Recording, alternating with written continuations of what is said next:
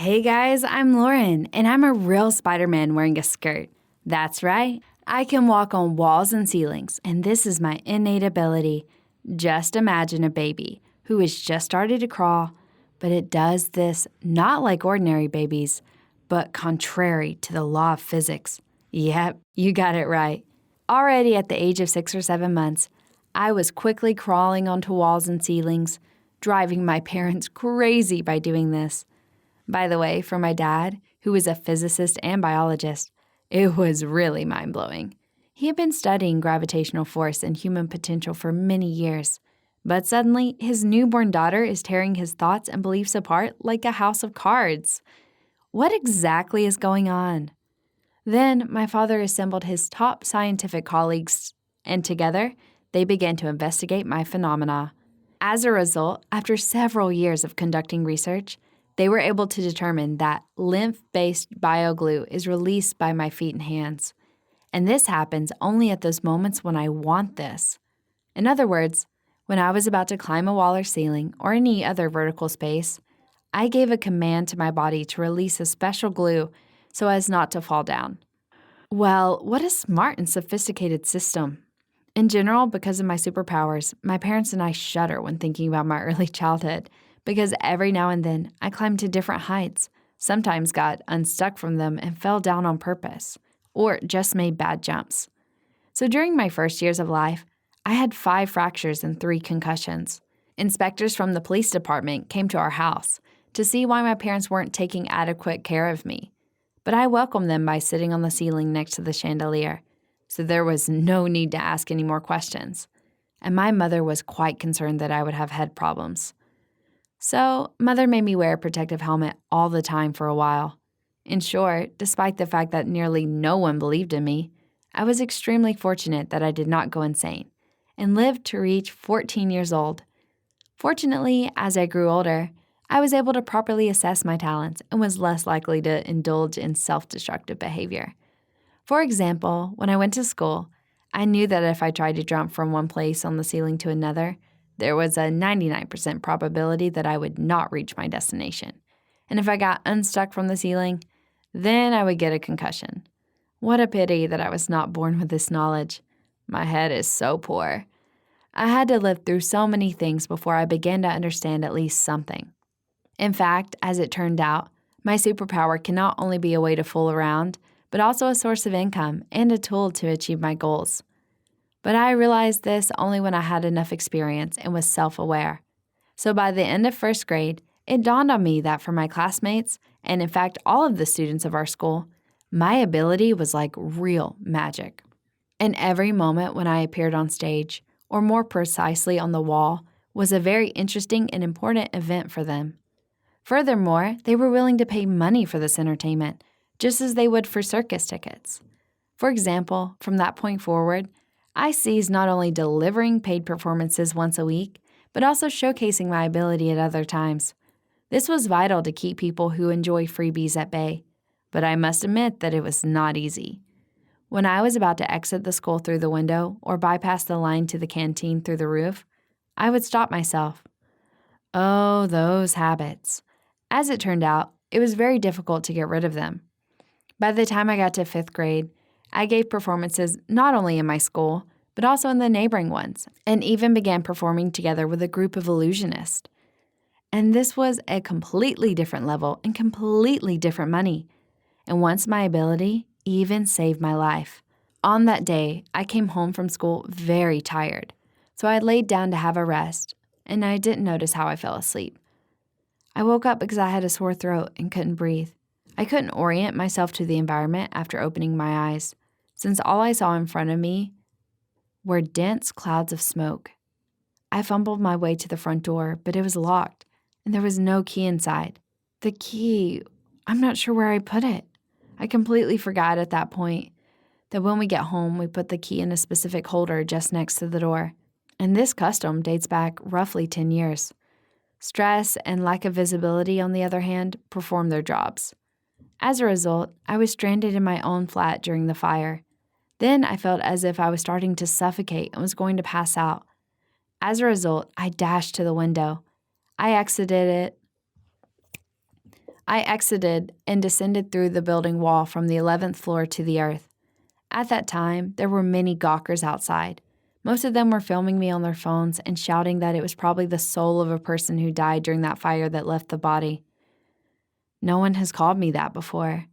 As it turned out, our neighbor's iron started burning, and this led to the fact that our entrance hall was filled with smoke. Fortunately, it was daytime, and almost all the neighbors were at work or school, and those who were at home quickly left their apartments smelling something burning. I was the only one who was sleeping during the fire, and it almost cost me my life, and I definitely would have died if not for my superpower. A few days after the fire, the video that eyewitnesses shot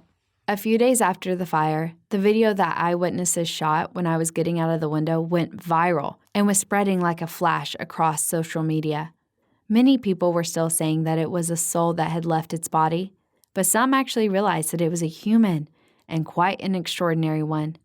To be honest, I was not happy at all with the popularity which came like a bolt from the blue and caused a strong feeling of anxiety in me. But in fact, my classmates envied me and said how cool I was. Something is wrong with this, and I was not mistaken. When, about a month after the fire, a black vehicle stopped in front of me on my way to school. People in masks emerged from it and forced me into the car while placing a bag over my head. It became evident to me that the reason for my kidnapping was because they knew who I was and what skills I possessed. So I attempted to gather myself and converse with these folks, but they ignored me, and we continued driving somewhere, and I became terrified.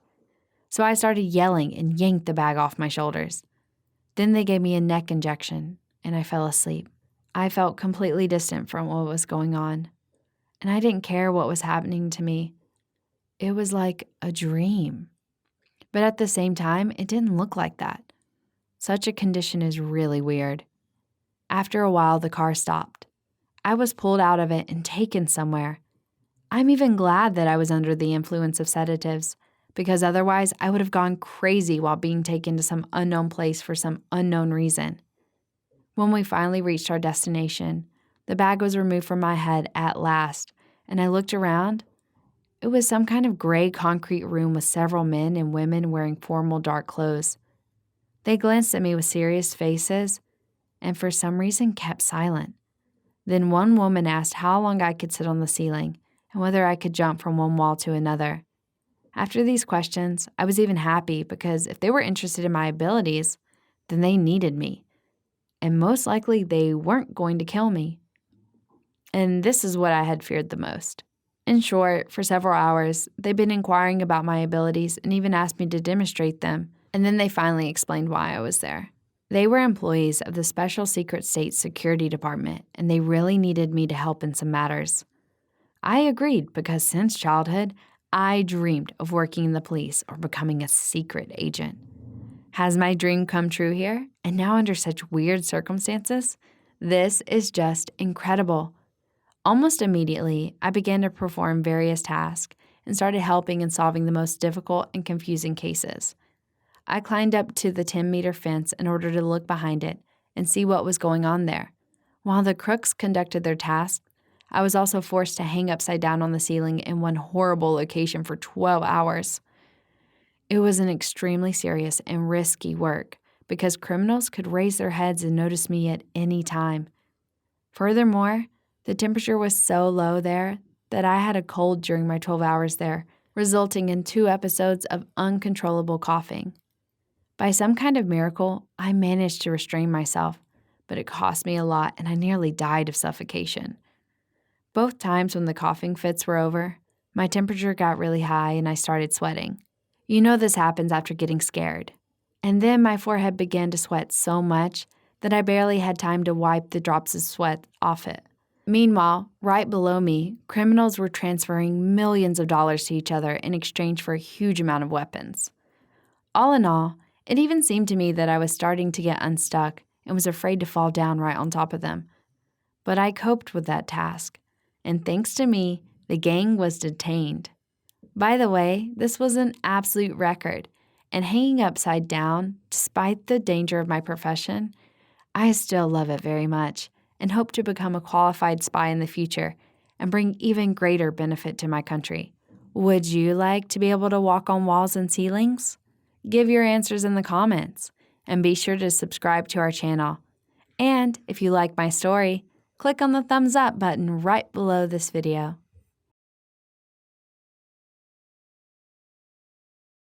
Seth, don't go. Let's sit and watch the show, I said and took my friend's hand.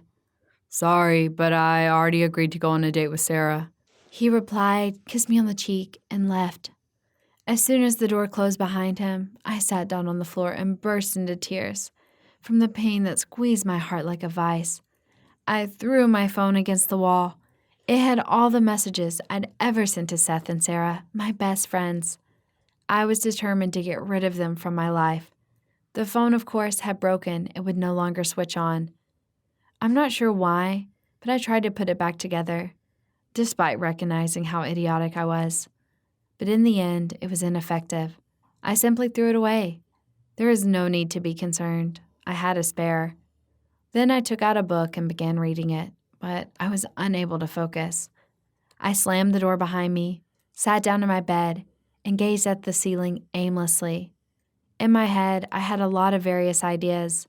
Because of this, I'm going out with Seth, and he's going out with Sarah. I started crying all over again. No, I'm not crazy or hysterical. Hi, my name is Andrea, and I'm an ordinary girl who fell in love with her best guy friend. But there's one thing. He is in love with my best girlfriend, Sarah. It just tears me apart inside. Most recently, we all went bowling together as usual and competed against each other. I hit strike after strike and was happy. I was beating my friends.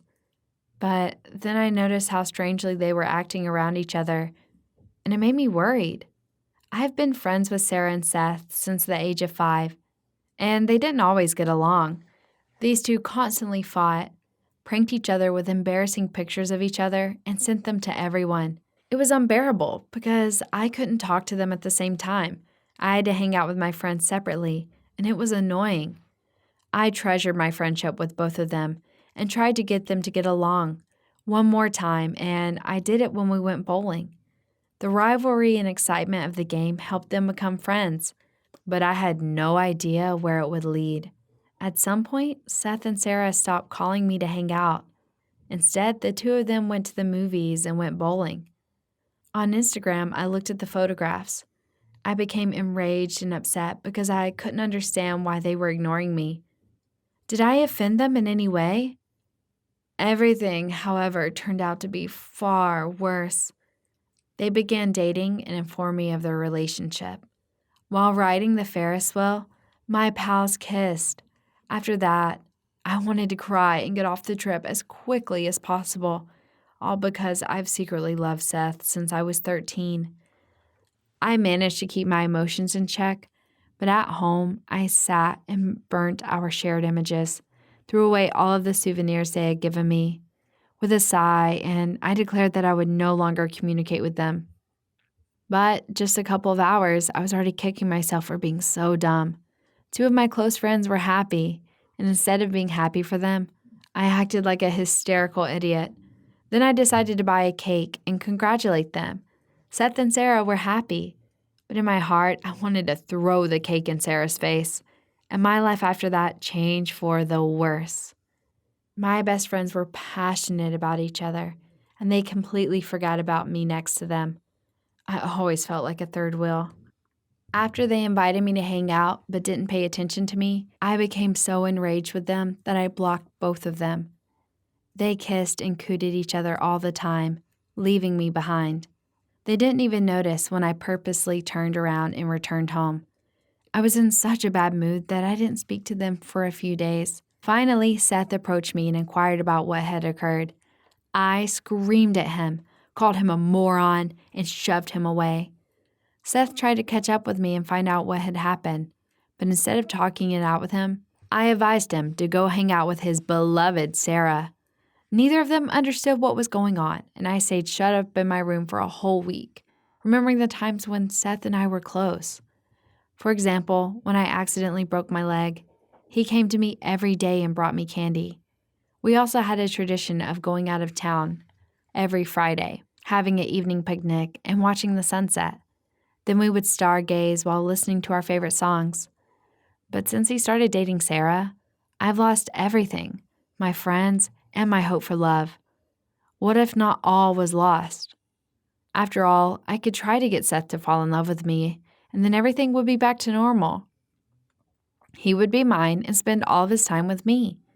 But then I thought about Sarah, who was one of my best friends. I couldn't do that to her. But after one incident, I changed my mind abruptly. After I cooled down, I decided to hang out with Seth and have a good chat with him. But every now and then, he would message Sarah and filmed a video for her, and then he called her and talked for an hour.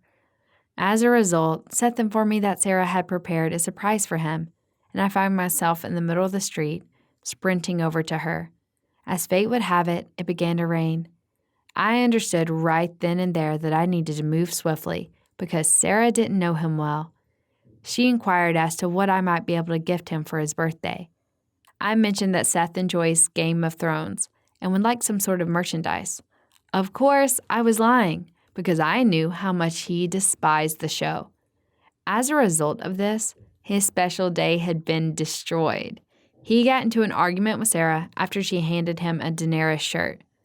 I ate birthday cake on the sidelines and watched their dispute with joy as Sarah screamed that he didn't appreciate her and Seth shouted that she didn't know who he was. As a result, Sarah left and Seth was unbelievably angry, but he immediately calmed down when he got a gift from me. I knew how long he had wanted the entire series of books about The Witcher, so I gave him the collector's edition.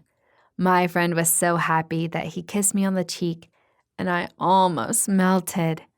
Only now Sarah was a little upset with me.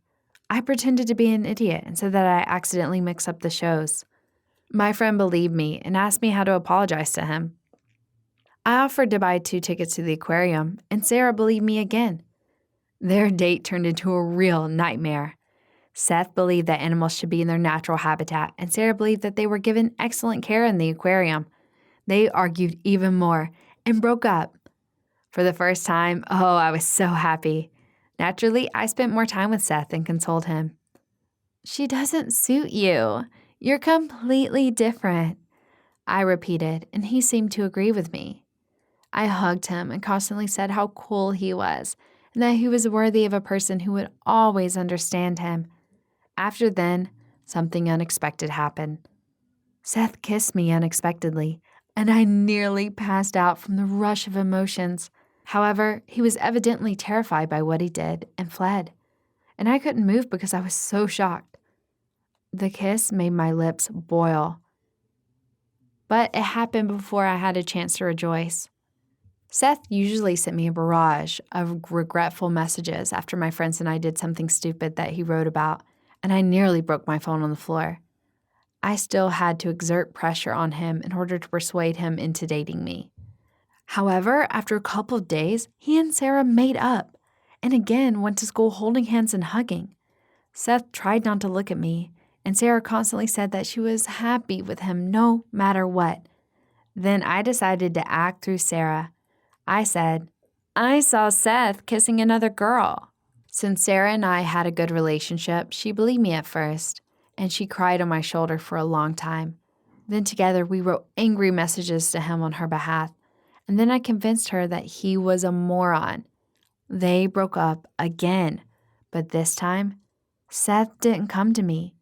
He got angry because I told Sarah everything. "I have no secrets from her. You're the one to blame," I wrote, and he immediately fell silent. He was silent for several days, and I kept waiting and expecting at least some action from him. But I never thought that they would get back together again. How can they even date after something like that? I got so angry that I lashed out at Sarah. I told my buddy that she shouldn't be with Seth anymore while she was choosing an outfit for their date. Then I told her something I hadn't told anyone about my love for him since I was 13 years old. I'd been in love with him since I was 13 years old. Sarah was taken aback as she listened to what I had to say. "But why didn't you tell me? I wouldn't have begun seeing him." I sobbed and showed her my personal diary, which had all of Seth's entries. Sarah hugged me and said she would break up with him because her friendship with me was more valuable. I was happy even though my friends became unhappy. No problem, they would survive. They didn't work together. Anyway, I began to strive for Seth with all my might, but he treated me only as a friend.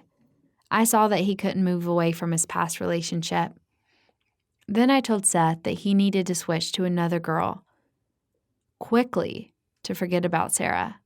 He listened to me, and I offered to date him. Oh, how glad I was when he agreed. But my joy didn't last long. We went on dates, but Seth didn't seem to be present with me.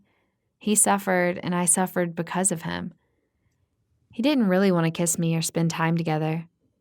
We even stopped watching TV shows because he simply didn't come to visit me. Sarah also suffered terribly.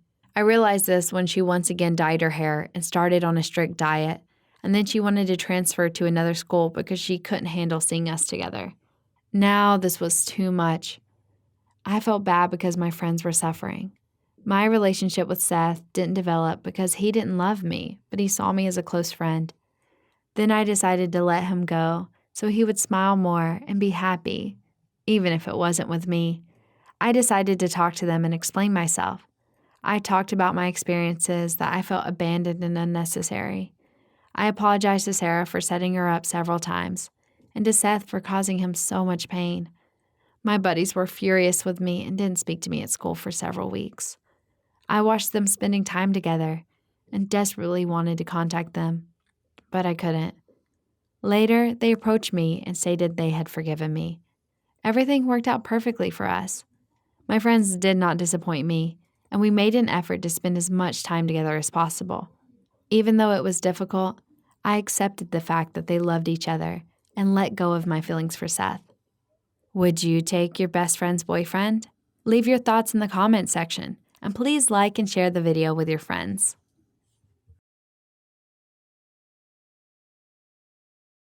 I didn't immediately agree to play that stupid game. I decided to do it since I wanted to make new friends. But I have always had a few of them, and this is not because I'm arrogant at all, but rather because my family was very wealthy. Those who called themselves my friends were only interested in money. I realized that they were friends with me only for the sake of their own material gain. Judy, my school friend, invited me to participate in the game. She explained the rules, which I found quite easy. Your task is to step on a picture of a squid head if you are a striker, and try to push your opponent out of the squid figure if you are a defender. That's it. The rules are pretty simple.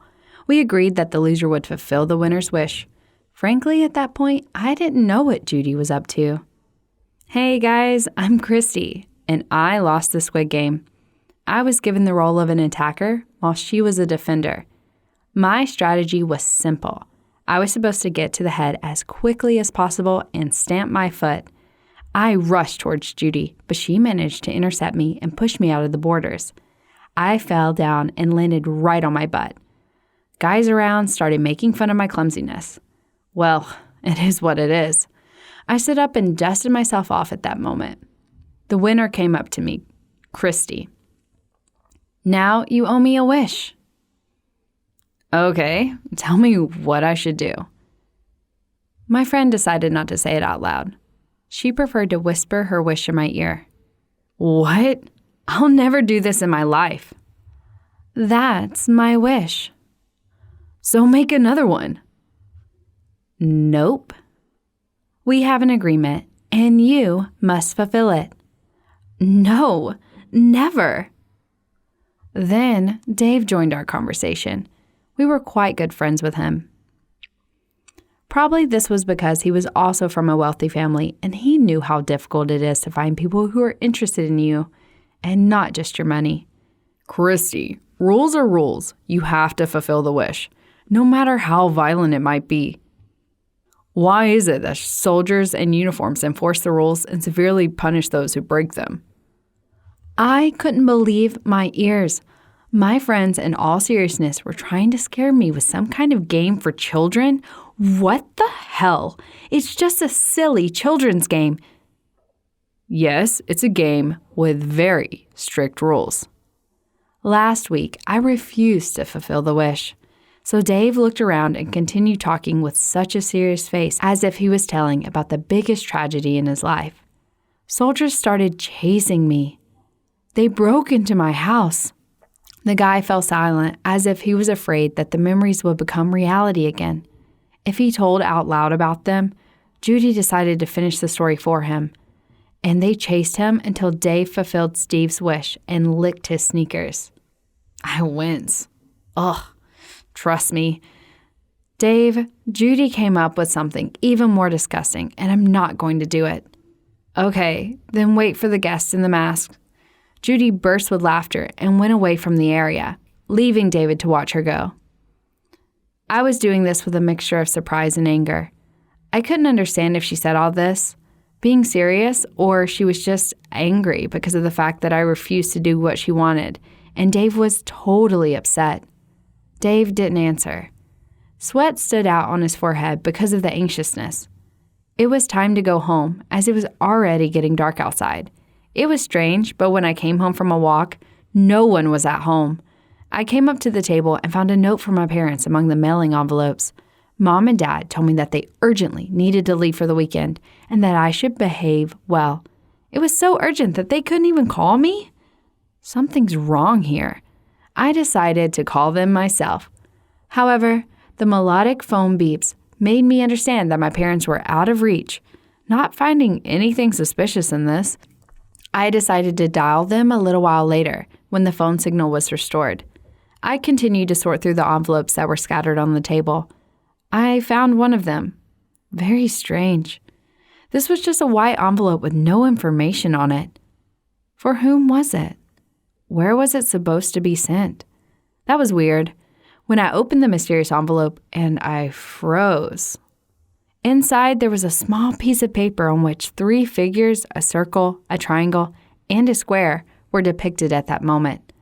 A loud knock at the door was heard because of surprise. I jumped on the spot. Who could come here at such a time? I slowly came up to the door, forgetting about my precautions. Without looking through the people, I slowly grabbed the handle and pulled it down. My heart was beating as if it were about to stop. There was no one outside the door. I couldn't have just imagined it. As soon as I walked away from the door, someone knocked on it again. This knocking prank made me really angry. I sharply opened the door and froze, paralyzed by what I saw. In front of me, there was one of the soldiers from the game on his helmet. There was a square. He started to move and began to approach me slowly. I backed away, not knowing what to do. The soldier extended his arms forward as if he wanted to grab me with my back. I felt that I hit something without thinking twice. I grabbed it, began to beat the uninvited guest. The soldier, not expecting such a warm welcome, fell to his knees and began to whine pitifully. That's enough. It's me, Dave. The soldier began to quickly take off his helmet. It was my friend who turned out to be under the mask. I was beside myself with anger and shock. Dave, are you an idiot? Why scare me so much? I don't know. I thought it would be fun.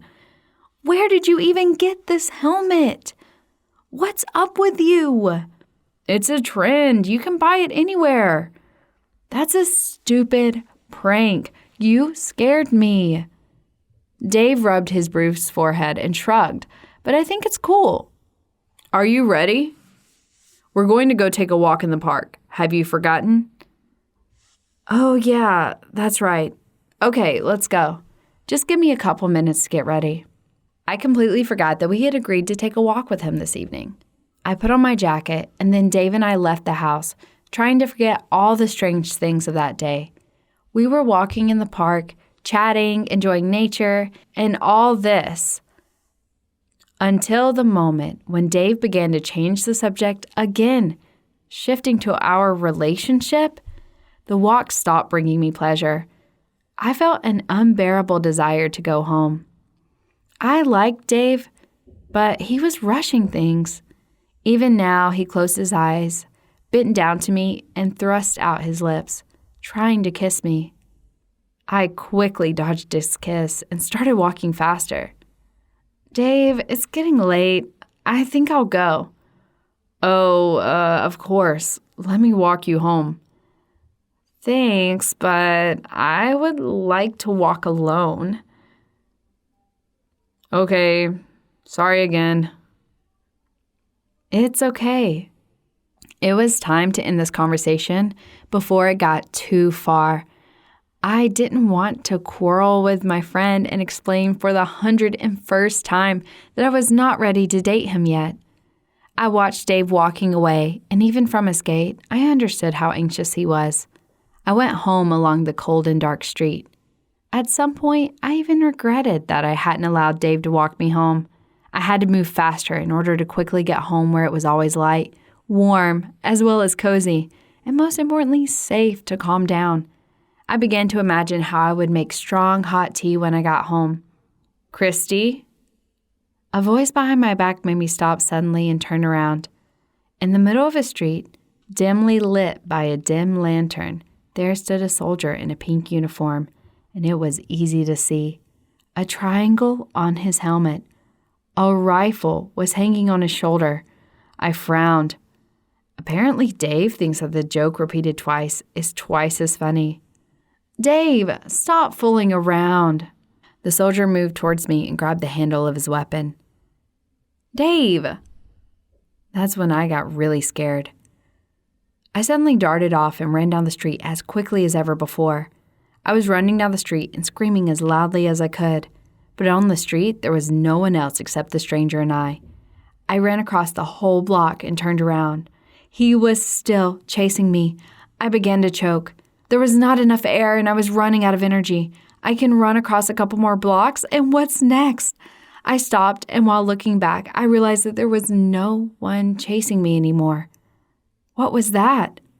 After catching my breath a little, I started running again and did not stop until I got home. As if being stung, I rushed in and locked the door tight. Through the window in the living room, I looked outside. There was not a soul there. I decided to go upstairs to the bedroom and lock myself there. After what I experienced that day, falling asleep was out of the question. I was laying and looking at the ceiling. My head was full of thoughts. What if I just imagined everything? Maybe it's all because of stress or lack of sleep. Even stranger things can appear in one's mind. Well, not too many coincidences have occurred in one day. There's only one way to understand if I am crazy, and that is to search for information about these soldiers on the internet. I decided that if the search didn't give any results that could be credible enough, then everything I saw today was nothing more than a figment of my imagination. Unfortunately, the very first attempt confirmed my worst fears. Soldiers do exist, and they have been appearing in different parts of the city for a long time. They were last seen in the area where Dave lives. Apparently, this is true. They make sure that no one breaks the stupid rules of a children's game.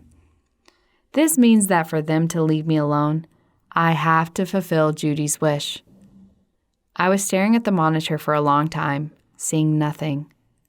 Well, there was no other way out. The next day, as usual, I went to school. During one of the breaks, I went to the restroom, and as soon as I locked the stall door behind me, I heard the voice of Judy entering the ladies' room. You should have seen her face yesterday. The girl was not alone. One of her friends was with her. I couldn't recognize who it was by her voice. While hiding, I was listening attentively to their conversation and tried not to miss a single word. Who is Christy? Yeah, that stupid girl thought she was being chased by a real soldier. You're kidding me. What if she still won't fulfill your wish?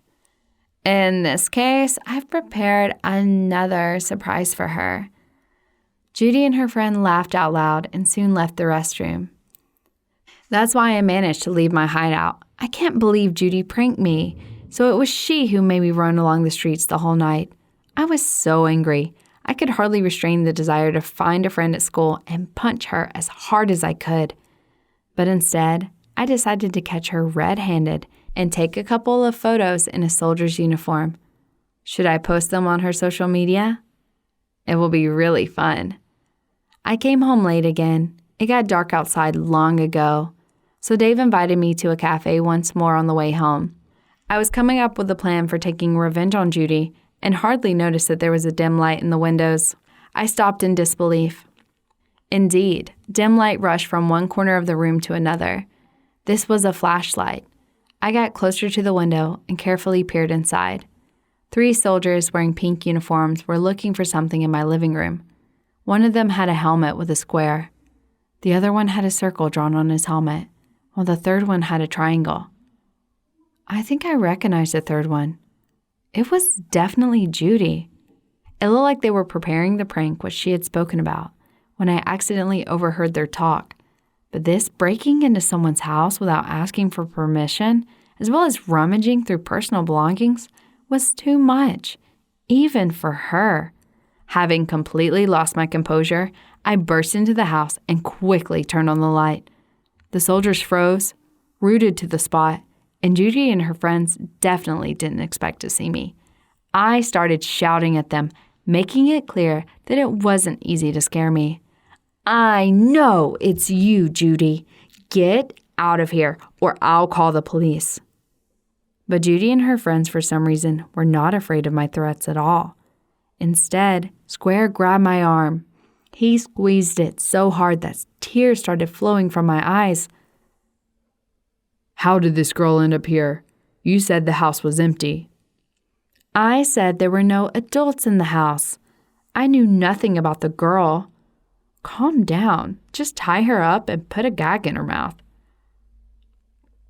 Triangle is right. We need to clean out the house before anyone makes a fuss. The Square made me sit down in a chair. He put his finger to his lips, telling me that I should keep quiet. Then I realized that this was not a prank, and I was in real danger. I decided not to be heroic and to follow all of the instructions of these weird men with geometric shapes on their heads. The Square tied me to a chair with a rope and gagged my mouth so I wouldn't make noise. I tried to move, but the knots were tightened very well.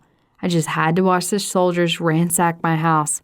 At first, I thought they were looking for something, but no, they were putting whatever they thought was valuable into their bags. Then I remembered the details of the article from the internet that I was reading.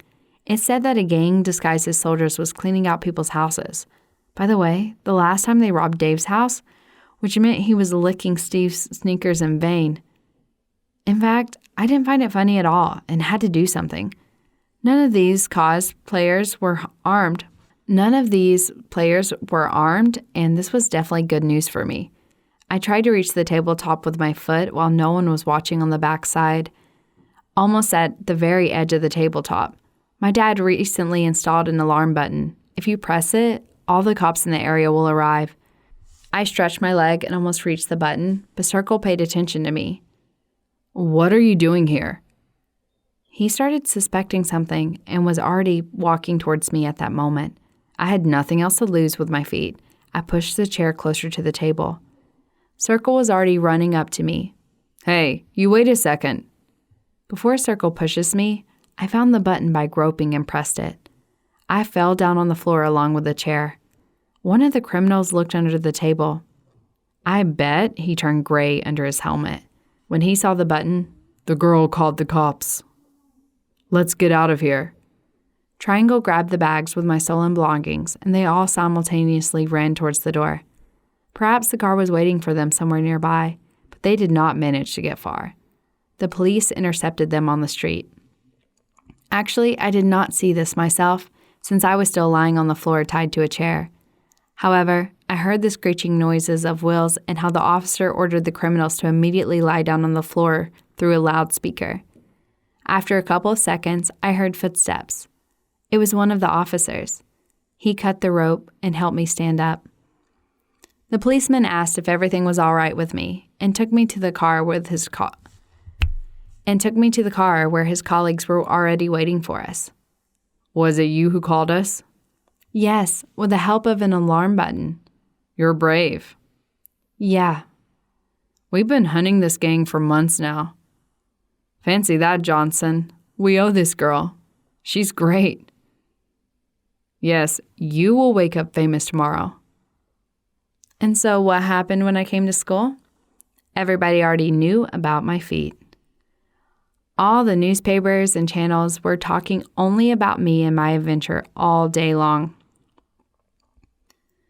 All the guys at school were telling me that I was really brave. Judy finally stopped treating me badly, became friendlier, and even confessed that night on the street, it was she who scared me half to death. By the way, I managed to finally get through to my parents. It turned out that all this time, they were on an urgent business trip and there was no cell coverage at all. In other words, for me, the Squid Game has remained an ordinary children's game. Nothing special. Wow, I didn't even know if it's worth telling my parents about my adventures. Maybe I shouldn't bother them. Yet again, share your thoughts on it, and don't forget to subscribe to our channel.